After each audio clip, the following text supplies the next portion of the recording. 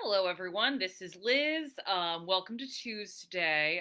So I'm not at the library. I'm at my house. So it is live from my home with Netflix recommendations, as it's been for a while.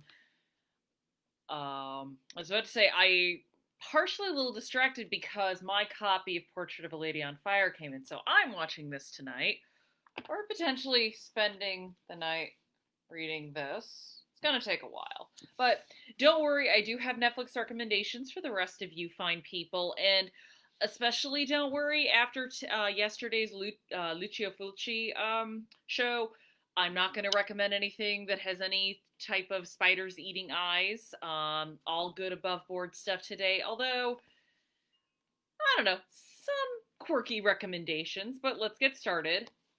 The first is a little seen, but because it really didn't get much of an American release, but it was a favorite in Australia and Britain. And this is a movie called The Sapphire. So this is about a group of singers that are actually Aboriginal Australians, and a talent scout finds them, and they kind of find fame and fortune. It's got Chris O'Dowd, who a lot of people over here might recognize from Bridesmaids or the IT Crowd, and it's a really charming movie. And I also give it credit because it talks about the abuses that the Aboriginal people of Australia face. There's actually one of the singers feels a lot of disconnect from her ethnic identity because she was lighter skinned, taken away from her family and raised in an institution, which did happen to a lot of Aboriginal children. But it's definitely more lighthearted than Rabbit Proof Fence, although that's another movie that's good to watch. Um, so definitely got a music vibe going. Continuing with that, Fiddler on the Roof is on Netflix. It is 3 hours, but this is a wonderful musical. Again, there's a reason this has endured. It's like the West Side Story. Everyone watches it. And this, Fiddler on the Roof is a very well-made movie. It's a very engaging movie, and I consistently say just because a movie is long doesn't mean it's boring, doesn't mean you can't be engaged. I have watched films that are 3, almost 4 hours long, like Kurosawa's The Seven Samurai, and I'm far more engaged in that than some, 90-minute movies I watch. But if you've never seen Fiddler on the Roof or would like to rewatch it, now is your chance. Speaking of well-loved classics, we have Mel Brooks' Spaceballs is now available on Netflix. I'm sure we all know what this is. This is a part of our cultural, just pop culture right now. So even if you've never seen the movie, you probably recognize it via osmosis. So this is Mel Brooks' take on Star Wars. And I mean, personal confession, I am not big on this movie. I think Mel Brooks's sort of trifecta of the producers, Young Frankenstein and Blazing Saddles, are definitely his best. This is still funny, though. I mean, I don't think Mel Brooks has ever made a bad movie, although some people don't like Dracula Dead and loving it, so I guess some people have. But Spaceballs is still funny. It's a perfectly good way to spend your time. But speaking of spoofs, this is one that I absolutely adore, and that is Airplane. It is one of my favorite movies of all time. It's top five of my favorite comedies of all time. I actually would say Blazing Saddles is probably the better comedy, but in terms of me just laughing, Airplane gets me every time. There are jokes that I have seen this movie so many times. I will laugh at some jokes every single time. And the great thing about this movie is you will discover some new ones every time you watch it.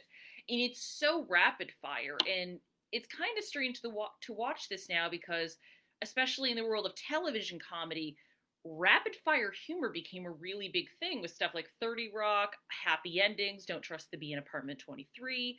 So it's interesting to kind of see like, oh, this is where the genesis came in, the joke a minute type of stuff. But much like Mel Brooks, this stuff is like live action Mad Magazine spoof, which is also something so near and dear to my heart.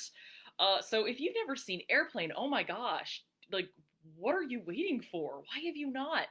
Also, great cameo from, I'm blanking on her name right now, but the lady who played June Cleaver, she has a great cameo in this, and it's one of the funniest things I've ever seen, and one of the funniest movies ever made. And much like Mel Brooks's classics, in this, there's a reason that stuff endures. I know there's a lot of people discussing like certain movies couldn't be made nowadays, and Potentially that's true, but I think there's a larger issue that comedy ages quicker than a lot of other genres, but good comedy will endure despite certain outdated bits of humor, whereas bad humor ages instantly. And the reason stuff like Mel Brooks, Blazing Saddles, Airplane works is because I think at the end of the day, it's not mean spirited, even though it's spoofing something. It's coming from a place of love, of admiration. It is well intentioned. Again, it's not mean. I think mean comedy just isn't funny. Sometimes it is, but for the most part, no. Anyway, moving on, something new on Netflix. So, if you are a graphic novel fan, there is an adaptation of the graphic novel The Old Guard, starring one of my favorite actresses, Charlize Theron. I am always a little weary of some Netflix original movies, but I have to get used to the fact that it's going to become a thing, and sometimes they're genuinely good movies. But yeah, this one's good action if this is what you're looking for, and we all know that Charlize Theron can do action. We've all seen Mad Max Fury Road. At least I hope you all have. So I would say give this a shot. It's surprisingly pretty good. Up next, we're going to go a more classic route. This is Joe Wright's adaptation of Anna Karenina. So probably know what this is. Happy Families Are All Alike, big Russian novel. I have not read it. My boyfriend's the one who read all the Russian literature. That was all like too long, too boring. I'll be over here with a history book.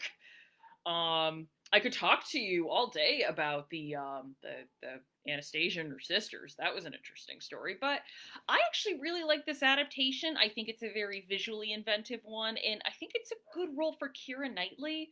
Keira Knightley is someone who I think very consistently gets written off by a lot of people and a lot of casting directors as either a lady made for period pieces or a pretty girl who can't act. And while she's very good in period pieces, she certainly can act. And I think Joe Wright, who used her in Atonement, used her in Pride and Prejudice, really recognizes her talents, and they work well together as an actor and director. So I think this is a really good adaptation of the story. And Jude Law also is very good in this, and it's a very different role for him. But I think it's a very good experimental take on classic literature. And again, this is what's fun about movies. You can continuously reinterpret a story. Kind of going on the classic route, but a different kind of classic. Martin Scorsese's Mean Streets is on here. So this was only his third movie. He had I think it was like, forget the name of his first movie. This is embarrassing, but I know his second one was Boxcar Bertha. This is the one, though, that really started to get him noticed by people. And it's a crime thriller. Martin Scorsese, at this point, could make him in his sleep, but this is a very different type of crime thriller. I think when we think of them now, we think of stuff like The Departed, or probably more accurately, people think of Casino or Goodfellas. A little bit more, I would say, kind of an upper class version of crime. This is more Taxi Driver gritty in the streets, New York in the 70s, which was far cry from New York now. It is, I still think it's really good. Robert De Niro is in this, very young Robert De Niro. And Harvey Keitel is in this, who I love Harvey Keitel. He is a presence I always like seeing in movies because he's got a really unpredictable live wire feel to him. Like, he's an interesting actor to watch. He's very, very good actors are people who are engaging. You like to watch what they do. You like to watch the choices they make. And he is someone where you never quite know what he's going to do. And so I always love watching him. So, I mean, for Harvey Keitel alone, Mean Streets is worth a watch. Up next, something that is a classic in no way, shape, or form, but is fun. Killer Clowns from Outer Space. I had to get one horror movie in here. I'm actually afraid of clowns, but I do like this movie. I finally got around to seeing it about 2 years ago when it was at the Coolidge 12-hour horror movie marathon, which probably won't happen this year. Like so many other things aren't going to happen this year. I've just got to just accept it. But I was really shocked by how much I liked this movie. I just remember being very put off by the cover and just being like, I already don't like clowns. I'm not watching this. I'm of the generation that it just ruined clowns for us. But this movie is a lot of fun. It definitely knows it's cartoonish, and I would call it a cartoon horror movie.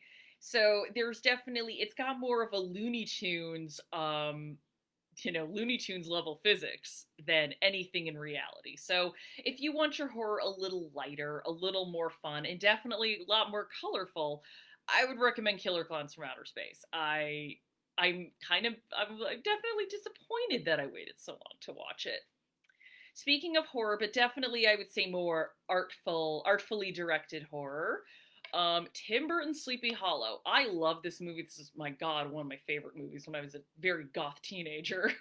Um, it's basically a big love letter to Hammer Films, which, if you're not familiar with that, those were a British horror film, mainly from the 70s, 60s, and 70s. But this is a very different take on the Headless Horseman tale.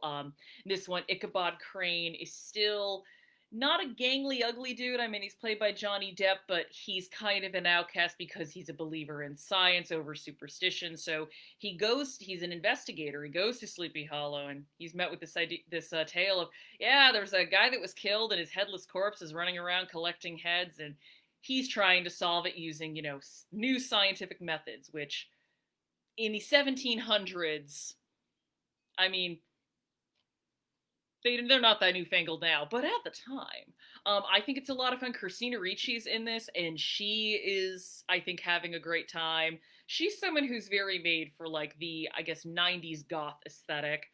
Also, really good performances by Michael Gambon and Miranda Richardson. I really like it. If you like, I don't even know. I mean, it is technically a horror movie, and it's got some gore. It's got some kills in it, but it's definitely more along the lines of a movie like A Midsummer, A Rosemary's Baby, something that is well directed and meant to be a movie that's seen by everybody, not just horror hounds, and I really enjoy it. And, oh, who is in it? Casper Van Dien. Do you know what other movie he's in? Why? It's a movie that's also on Netflix, and it's my final recommendation for the day, and it's Starship Troopers, Paul Verhoeven's sci-fi epic. This is an interesting movie because when it came out, it didn't do super well. I don't think it got a lot of critical acclaim, but over the years, it's been reevaluated, and I do think it is one of the best and most biting commentaries on the military-industrial complex I have ever seen in sci-fi or otherwise, which is interesting because apparently the original Starship Troopers author tends to lead a little bit more fascist, but again, hey, this is what happens when you can adapt books. But I love Starship Troopers. It works as a sci-fi movie, but Paul Verhoeven, the bomb that is Showgirls aside, I think really is a smarter director than people give him credit for. I mean, he made RoboCop, which pretty much forecasted the militarization of police. So I would say watch Starship Troopers and see why a lot of people are not just like, no, it's a good movie. It's a smart movie. Come on, do your part. Watch the movie. So those are my recommendations for today, and I will see you tomorrow at the library. Have a good day.